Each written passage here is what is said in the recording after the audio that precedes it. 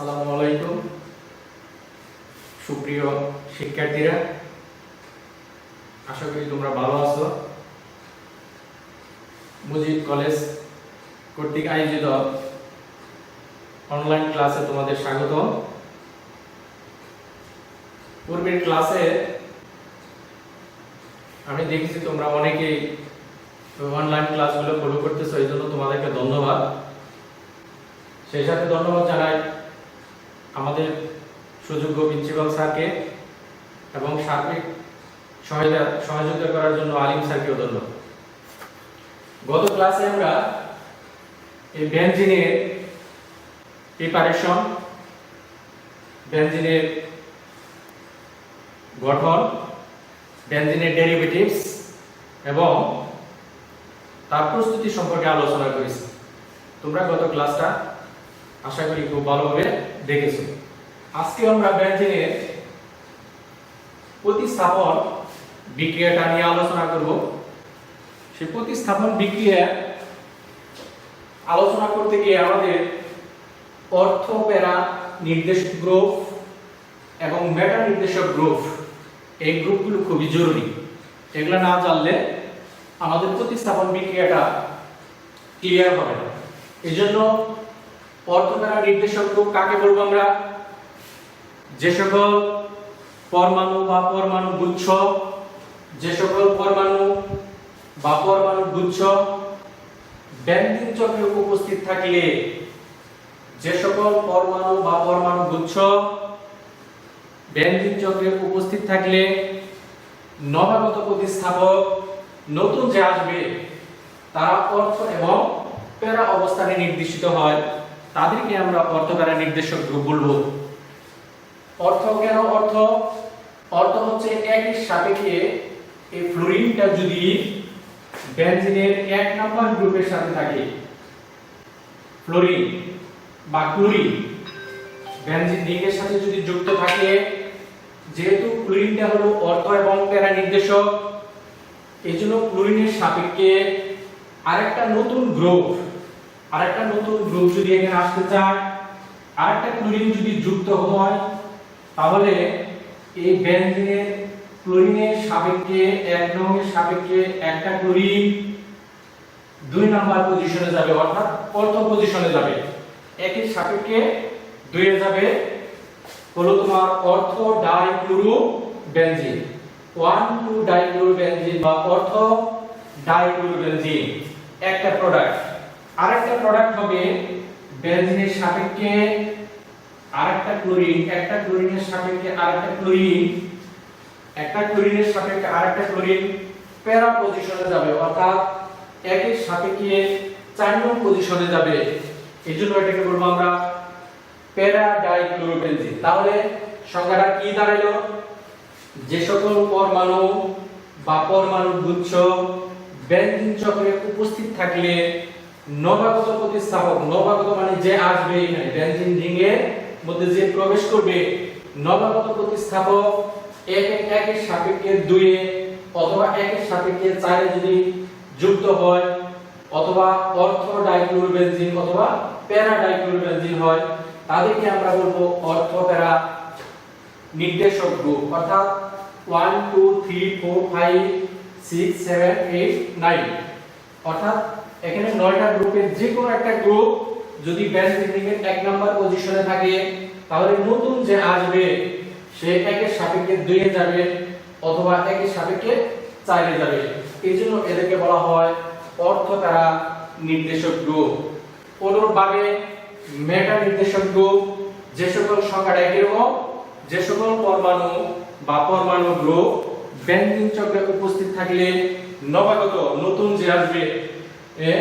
যে আসবে নবাগত প্রতিস্থাপক মেটা অবস্থানে নির্দেশিত হয়, তাকেই বলবো আমরা মেটা নির্দেশক গ্রুপ। যেমন এই বেনজিনের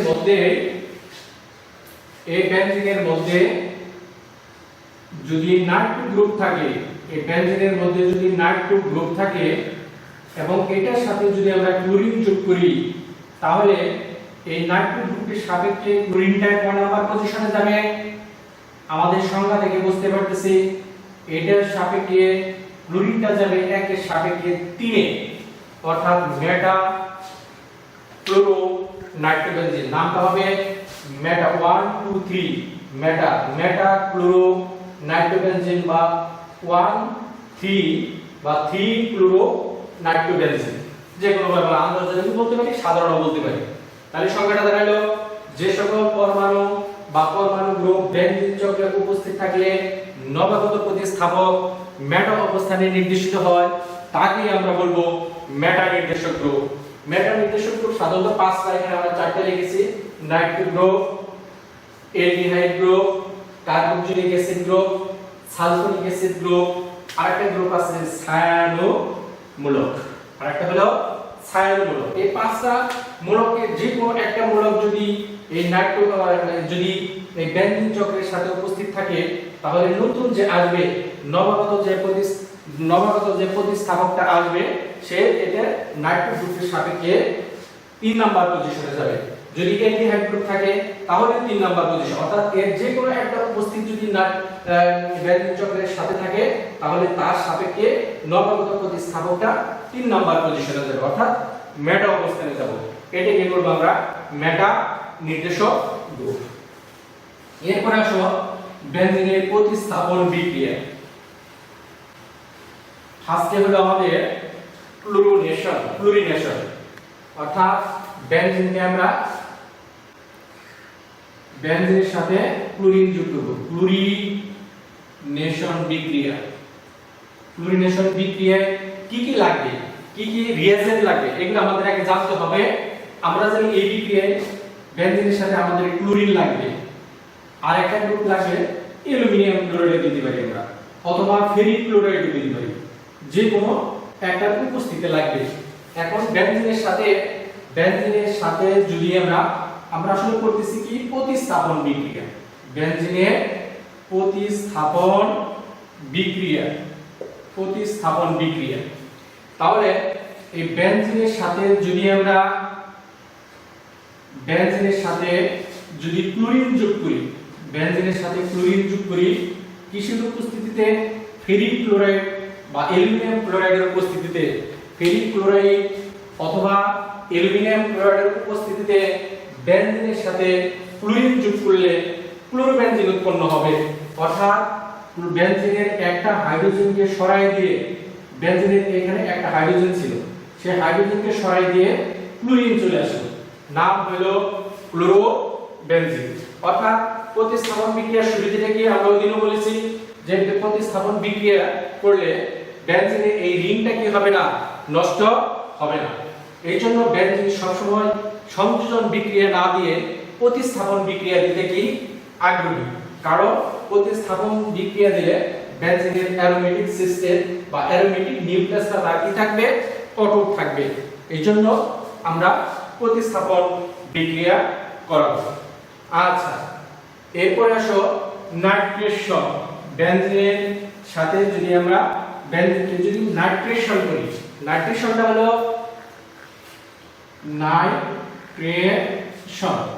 নাইট্রেশনে কি কি লাগবে আমাদের? নাইট্রিক অ্যাসিড লাগবে, সালফিউরিক অ্যাসিড লাগবে, আর কার সাথে? বেনজিনের সাথে করতেছি, অবশ্যই বেনজিনও লাগবে। তাহলে বেনজিনের সাথে যদি আমরা নাইট্রিক অ্যাসিড যোগ করি, বেনজিন এর সাথে যদি আমরা নাইট্রিক অ্যাসিড যোগ করি, কার উপস্থিতিতে? সালফিউরিক অ্যাসিডের উপস্থিতিতে। এখানে অবশ্যই একটা টেম্পারেচার লাগবে 30 থেকে 50 ডিগ্রি সেন্টিগ্রেড তাপমাত্রা। তাহলে বেনজিনের সাথে বিক্রিয়া করাইতে চাইলে এই নাইট্রিক অ্যাসিডটা ভেঙে যাবে। এই নাইট্রিক অ্যাসিডটা ভেঙে কি হবে? নাইট্রিক অ্যাসিডটা ভেঙে HONO2 নাইট্রো গ্রুপে চলে আসবে। এই যে নাইট্রো গ্রুপ, কারণ আমাদের প্রতিস্থাপন করাইতে হবে নাইট্রো গ্রুপ দিয়ে। তাহলে বেনজিনের সাথে যদি আমরা নাইট্রিক অ্যাসিড যোগ করি 30 থেকে 50 ডিগ্রি সেন্টিগ্রেড তাপমাত্রায় সালফিউরিক অ্যাসিডের উপস্থিতিতে, তাহলে উৎপন্ন হবে নাইট্রোবেনজিন।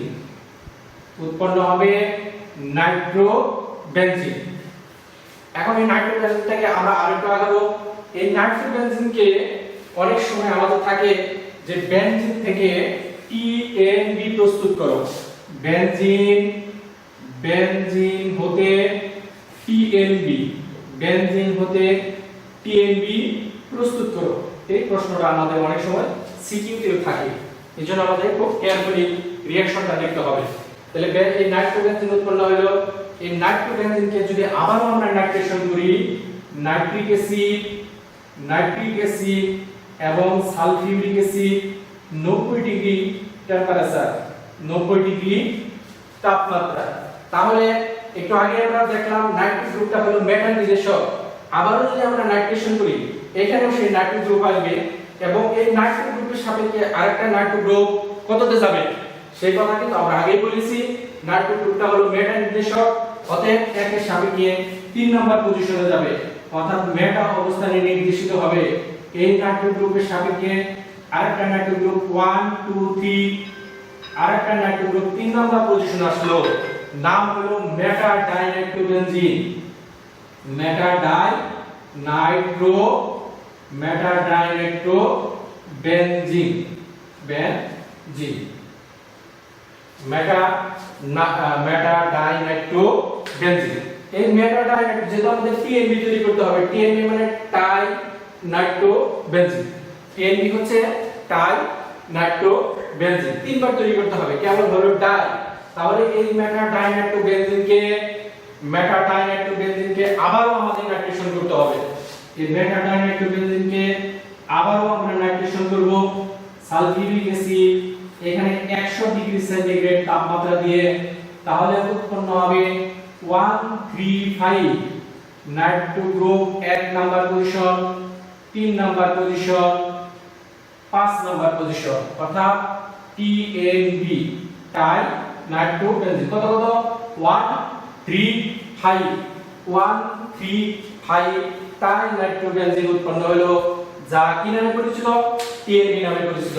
তাহলে ল্যাঙ্গুয়েজটা দাঁড়ালো নাইট্রিক অ্যাসিডের উপস্থিতিতে সালফিউরিক অ্যাসিডের উপস্থিতিতে 30 থেকে 50 ডিগ্রি সেন্টিগ্রেড তাপমাত্রায় বেনজিন নাইট্রিক অ্যাসিডের সাথে বিক্রিয়া করে নাইট্রোবেনজিন উৎপন্ন করে। উৎপন্ন নাইট্রোবেনজিনকে আবারও নাইট্রেশন করলে কত ডিগ্রি সেন্টিগ্রেড তাপমাত্রায়? 90 ডিগ্রি সেন্টিগ্রেড তাপমাত্রায় নাইট্রেশন করলে উৎপন্ন হবে মেটা ডাইনাইট্রোবেনজিন। উৎপন্ন মেটা ডাইনাইট্রোবেনজিনকে আবারও যদি আমরা নাইট্রেশন করি 100 ডিগ্রি সেন্টিগ্রেড তাপমাত্রায়, তাহলে উৎপন্ন হবে 135 টাইনাইট্রোবেনজিন উৎপন্ন হবে, যা কি নামে পরিচিত? টিএনবি নামে পরিচিত। খুবই ইম্পর্টেন্ট একটা রিঅ্যাকশন এই বেনজিন চ্যাপ্টারে, অতএব তোমরা এটা খুব সুন্দর করে দেখবা। এরপরে আসো অ্যালকাইলেশন বিক্রিয়া, অ্যালকাইলেশন বা ফ্রিডেল-ক্যাপ রিঅ্যাকশন, অর্থাৎ অ্যালকাইলেশন বা ফ্রিডেল-ক্যাপ, আমরা বলি ফ্রিডেল-ক্যাপ বিক্রিয়া, এটা অথবা অ্যালকাইলেশন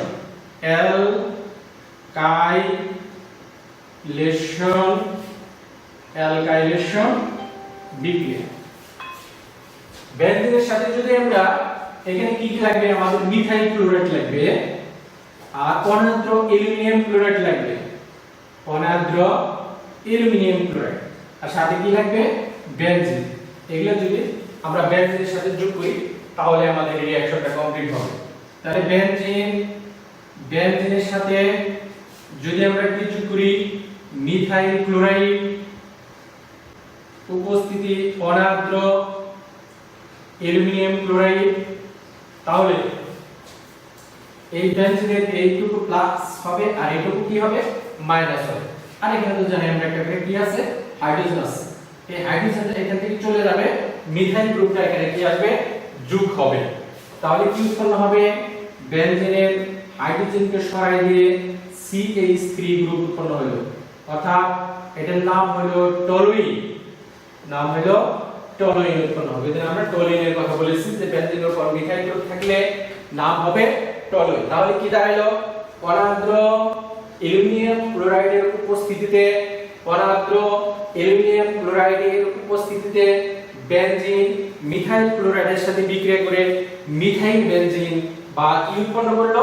টলুইন উৎপন্ন করলো, মিথাইল বেনজিন বা টলুইন উৎপন্ন করলো। তাহলে এখানে ফিনাইল গ্যাস কেন? উপরোক্ত বিক্রিয়ায় অনাদ্র অ্যালুমিনিয়াম ক্লোরাইডটা হলো ফিনাইল গ্যাস একটা প্রভাবক। অনাদ্র অ্যালুমিনিয়াম ক্লোরাইডটা হলো ফিনাইল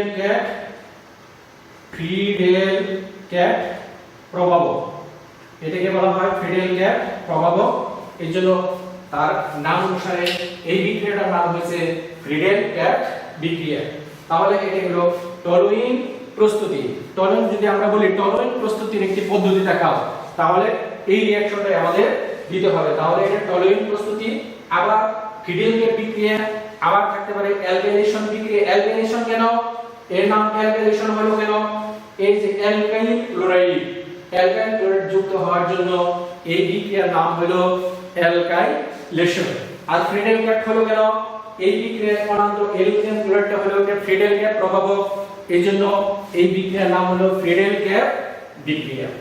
এরপর আসো ফিনাইল গ্যাস অ্যাসাইলেশন। আরেকটা ফিনাইল গ্যাস বিক্রিয়া আছে, ওটার নাম হলো phenyl gas acylation. Just change হবে তোমার অ্যালকাইল, এটা হবে অ্যাসাইলেশন।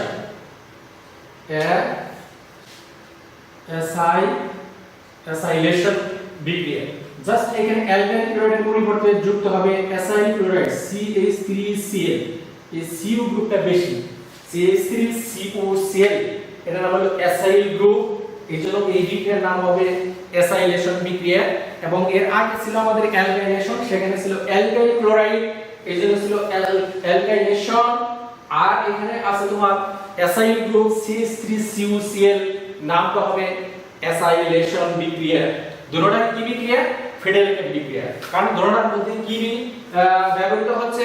অনাদ্র অ্যালুমিনিয়াম ক্লোরাইড ব্যবহৃত হচ্ছে। তাহলে রিঅ্যাকশনটা দেখো,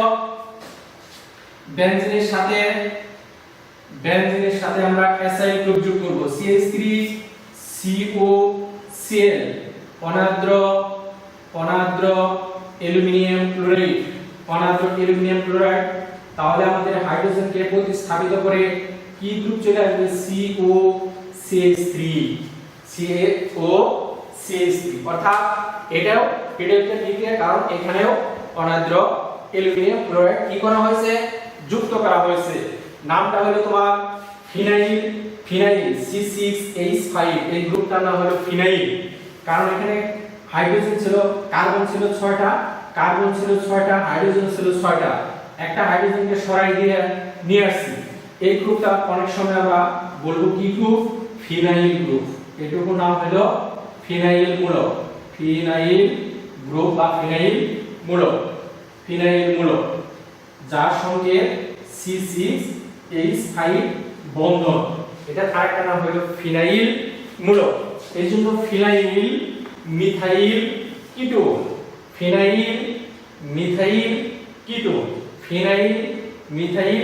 কিটোন, এই জন্য এটাকে বলবো আমরা তোমার একটা অ্যারোমেটিক যৌগ, কারণ এটাকে কি করা হয়েছে? প্রতিস্থাপিত করে তোমার এই যৌগটা তৈরি করা হয়েছে। এবং এটা অ্যাসাইলেশন এই জন্য যেখানে অ্যাসাইল গ্রুপ ঢুকে পড়েছে, আর ফিনাইল গ্যাস এই জন্য এখানে অনাদ্র অ্যালুমিনিয়াম ক্লোরাইডকে দিয়ে রিঅ্যাকশনটা করানো হয়েছে।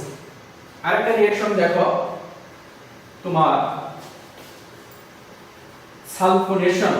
বেনজিনের সালফোনেশন বিক্রিয়া। সালফোনেশনটা হলো সালফিউরিক অ্যাসিড যোগ করতে হবে,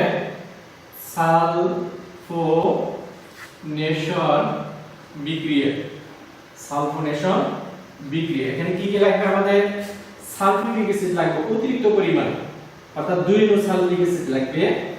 আর তাপমাত্রা লাগবে 100 ডিগ্রি সেন্টিগ্রেড তাপমাত্রা। তাহলে এটা যদি আমরা বেনজিনের সাথে যোগ করি, তাহলে বেনজিন প্লাস সালফিউরিক অ্যাসিড, উপস্থিতিও সেই সালফিউরিক অ্যাসিড অতিরিক্ত পরিমাণ, তাপমাত্রা কত? 100 ডিগ্রি সেন্টিগ্রেড তাপমাত্রা। এটা কিভাবে ভাঙবে দেখো, এই সালফিউরিক অ্যাসিডটা ভেঙে যাবে, HOSO3H, সালফিউরিক অ্যাসিডটা ভেঙে যাবে। সালফিউরিক অ্যাসিড ভেঙে গেলে আমাদের এই যে সালফোনিক মূলকটা রইল, এই একটা দুইটা হাইড্রোজেন, সালফার একটা, অক্সিজেন কয়টা? 4টা। তাহলে এখানে সালফিউরিক অ্যাসিডের সালফোনিক অ্যাসিড গ্রুপটা হাইড্রোজেনকে প্রতিস্থাপিত করে তৈরি হলো সালফোনিক অ্যাসিড। পুরো নামটা হবে benzene sulphonic acid. Benzene sulphonic acid. তাহলে আমাদের এই পাঁচটা রিঅ্যাকশন কি কি রিঅ্যাকশন? এক নম্বরে ক্লোরিনেশন, বেনজিনের ক্লোরিনেশনের প্রতিস্থাপন বিক্রিয়া। দুই নম্বরে নাইট্রেশন। তিন নম্বরে ফ্রিডেল-ক্যাপ বিক্রিয়া। চার নম্বরে ফ্রিডেল-ক্যাপ বিক্রিয়ার অ্যালকাইলেশন অ্যাসাইলেশন। পাঁচ নম্বরে সালফোনেশন। বেনজিন সাধারণত এই পাঁচটা জিনিসের সাথে কি বিক্রিয়া দিবে? প্রতিস্থাপন বিক্রিয়া প্রদর্শন করে। কেন? কারণ এই প্রতিস্থাপন বিক্রিয়া যদি বেনজিন দেয় তাহলে বেনজিনের কি নষ্ট হবে না? অ্যারোমেটিক সিস্টেম বা অ্যারোমেটিক নিউক্লিয়াসটা তার কি থাকে? অটুট থাকে। এইজন্য এই রিঅ্যাকশনগুলো আমাদের জন্য খুবই ইম্পর্টেন্ট যে কোনো পরীক্ষার জন্য। এমনকি ফাইনাল পরীক্ষায়ও তোমার এই বেনজিনের চ্যাপ্টার থেকে একটা প্রশ্ন আংশিক থাকে। এইজন্য আশা করি তোমরা ভালোভাবে এই লেকচারটা ফলো করবো। আগামী দিন আমরা এই বেনজিনের কিছু ক্যারেক্টারিস্টিক্স আছে যে বেনজিনের উপর যে মিথাইল গ্রুপটা থাকে এই মিথাইল গ্রুপটা অর্থপ্যারা নির্দেশক কেন সেই ব্যাখ্যাটা আমরা দেখব। প্রশ্নটা হলো কি? দেখাও যে মিথাইল মূলক বেনজিন চক্রে মিথাইল মূলক বেনজিন চক্রের মিথাইল মূলক বন্ধন CH3 বেনজিন চক্রের মিথাইল মূলক আরো অংশ দিতে পারি আমরা মিথাইল মূলক বন্ধন OH মূলক বন্ধন NH2 মূলক বেনজিন চক্রের মিথাইল মূলক আর এটার নাম কি? হাইড্রোক্সিল মূলক। আর এটা হলো কি? অ্যামিনো মূলক।